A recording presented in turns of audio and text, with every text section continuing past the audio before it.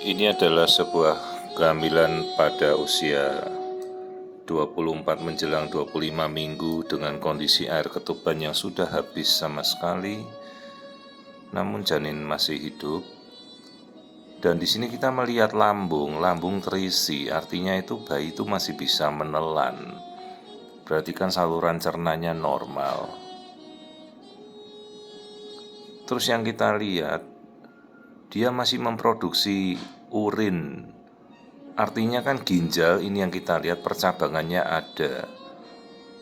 Cukup sulit untuk melihat menganalisa apa penyebab air ketuban habis.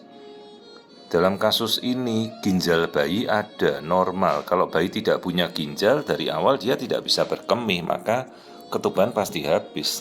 Ini ginjalnya ada. Cabang aliran darah pada pembuluh darah ginjal keduanya terlihat kiri kanan. Jadi ginjal kita kan ada kiri dan kanan, ini normal.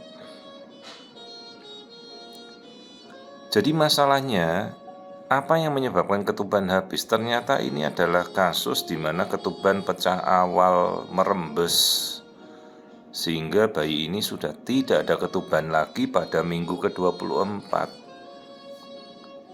Masalahnya kan perjalanan kehamilan masih sangat panjang ya, di mana air ketuban itu fungsinya sangat vital.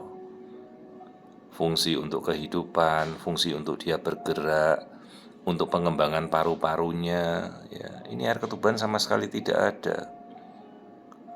Tapi bayi masih bisa berkemih dan menelan ya, jadi lambung terisi.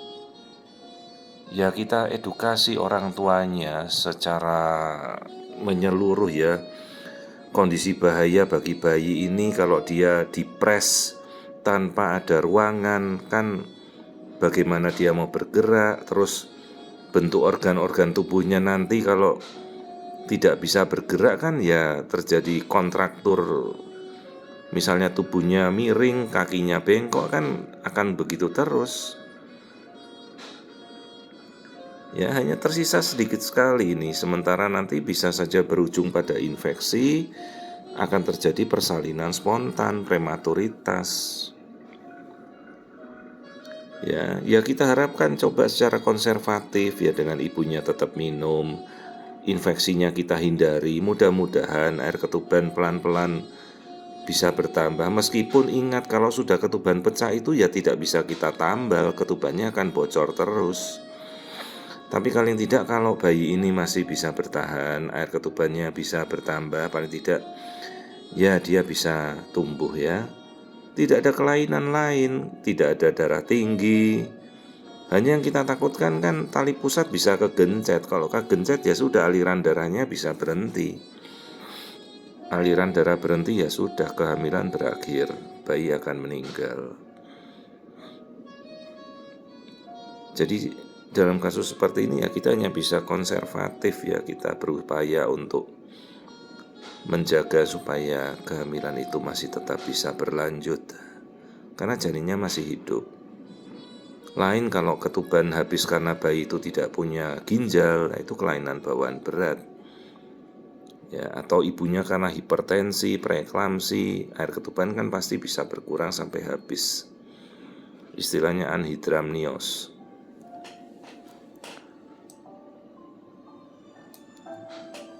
Jadi kalau ini karena memang ketubannya merembes ya sejak awal, jadi pecahnya pelan-pelan sampai habis begini. Namun ya kita tetap memberikan edukasi ya, bahwa resikonya kapan saja bayi ini bisa meninggal dalam kandungan kalau kegencet saja dengan tali pusatnya. Ya semua strukturnya bagus, jantung normal, tidak ada kelainan genetika yang kita curigai.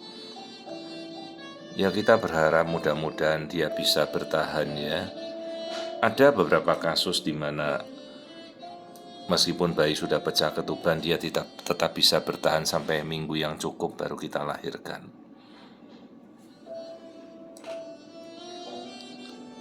Jadi ini kasus yang dimana ketuban sudah habis sama sekali atau anhidramnios, dengan ini aliran darahnya sudah seperti kegencet, memang tidak ada lagi yang mengalir. Namanya absen diastolik. Jadi kalau pembuluh darah sudah tidak mengalirkan aliran darah kan Ya memang kasihan bayinya bisa tidak dapat makan ya, jadi prognosisnya memang buruk, tapi ya kita berjuang untuk mencoba mempertahankan.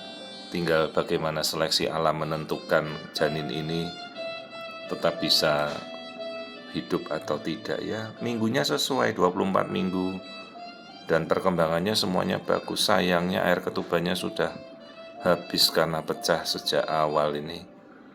Maka hati-hati kalau ada infeksi saluran kencing ya diobati. Kalau ada keputihan ya segera diobati, jangan sampai pecah ketuban.